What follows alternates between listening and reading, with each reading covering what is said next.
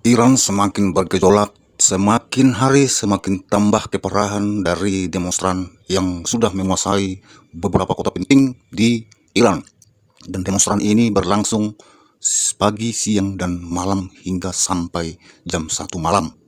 Jadi ini sudah dikhawatirkan dan daripada pihak rejim pemerintah Iran sendiri sudah hampir kewalahan untuk mengatasi demonstran yang jutaan orang turun ke jalan-jalan.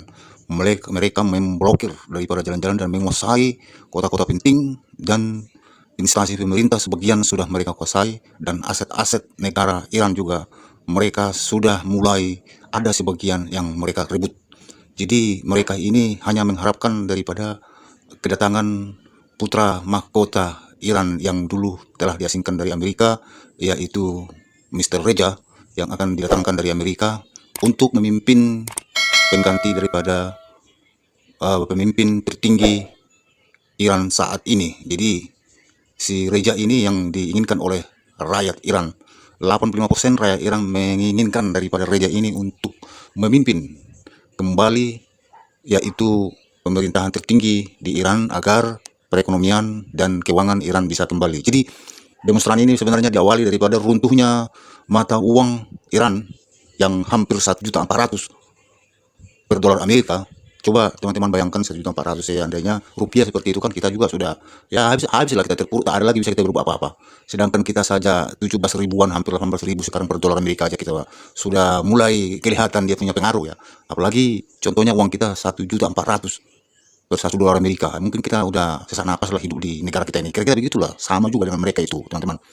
Jadi harga-harga yang ada di sana pun sudah beranjak merangkak sangat tinggi, bisa sampai 7 sampai 10 kali lipat dia punya harga. Contohnya di sini nih harga beras misalnya 10.000, berarti 1 kilo sudah menjadi 100.000 gitu. Ya, satu goreng misalnya 2.000, berarti sudah menjadi 20.000 satu goreng jadinya, karena hancurnya atau anjloknya mata uang begitu ya. Jadi di sana itu uang mereka itu, walaupun mereka sudah menabung mengumpulkan di bank-bank itu, jadi nggak ada harganya ya. Dan toko-toko dan yang punya, boleh dikatakan toko yang jualan begitu ya, mereka ditutup dia punya toko. Karena apa? Yang punya toko juga dia punya barang takut kehabisan begitu ya. Kehabisan nanti dia beli di mana gitu. Contohnya mereka jual sembako lah misalnya.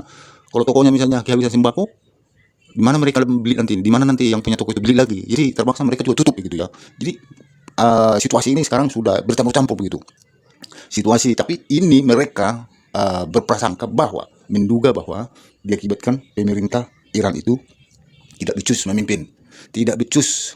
memimpin negara Iran, sehingga terjadi perekonomian dan keuangan yang hancur lebur begini ya. Jadi semenjak Iran itu berdiri, semenjak ada pemerintahan Iran yang resmi dari dulu, baru kali ini terjadi kehancuran perekonomian dan keuangan yang betul-betul sampai nilai titik terendah begitu. Jadi itulah yang dituntut daripada puluhan juta rakyat Iran, sampai turun mereka ke jalan-jalan dari siang dan malam. Dan mereka menginginkan pemimpinnya turun, dan artinya dia akan digantikan segera dengan pemimpin baru begitu. Dan bahkan para demonstran pun sudah sangat berani melawan daripada pemerintah ataupun keamanan lah. Keamanan Garda Revolusi Iran pun sudah mereka lawan, dan polisi-polisi di sana pun sudah terbagi dua. Artinya mereka ada sebagian polisi itu yang tidak berani mencegah daripada demonstran itu. Karena apa? Karena mereka juga takut bahwasanya apabila nanti rejim Khomeini ini runtuh, maka dia akan ditangkap juga dengan rejim yang baru begitu ya. Mereka sudah mempertimbangkan itu. Kapan ini rejimnya si Khomeini yang memimpin sekarang ini runtuh, pasti nanti mereka akan ditangkap yang baru, pemimpin yang baru. Jadi mereka itu sekarang sudah pecah begitu. Ada yang pro daripada demonstran, ada yang pro daripada pemerintah yang sekarang ini. Jadi bahkan perempuan, ada salah satu perempuan yang betul-betul dia marah betul pada saat ikut dia demonstran. Dia membakar daripada poster atau gambar daripada pemimpin tertinggi Iran itu. Sebenarnya kalau di sana itu ada undang-undang mereka, kalau membakar foto ataupun poster-poster yang tertinggi Iran ataupun pemerintah yang sah begitu di Iran itu, dibakar fotonya. Siapa yang membakar itu dituntut 8 sampai 12 tahun begitu. Jadi karena mereka ini sudah di luar nalar, dia punya keberaniannya, emosinya sudah tingkat tinggi begitu ya. Dia tidak peduli lagi hukuman atau bagaimana. Inilah perempuan itu salah satunya untuk yang membakar daripada foto daripada Khomeini. ini yang Khomeini ini kan yang tertinggi, dia pemimpin tertinggi di Iran itu, dia bakar, dia tidak peduli dengan apalagi resiko hukumannya. Jadi begitu teman-teman.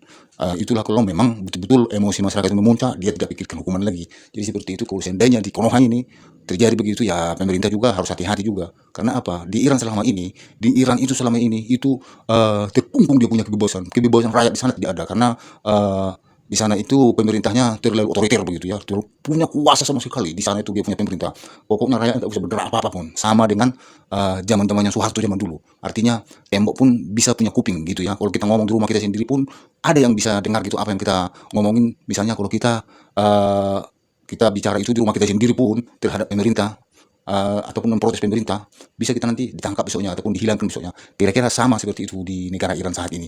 Jadi mereka itu sekalipun seperti itu karena sudah memang betul-betul sudah di luar daripada dugaan ini ya, di luar daripada artinya mereka ini kesabaran mereka dengan pemerintahan itu, pemerintahan yang selama ini mengkungkung mereka, yang terlalu otoriter itu. Jadi mereka sudah nekat, sudah berani apapun hukumannya begitu.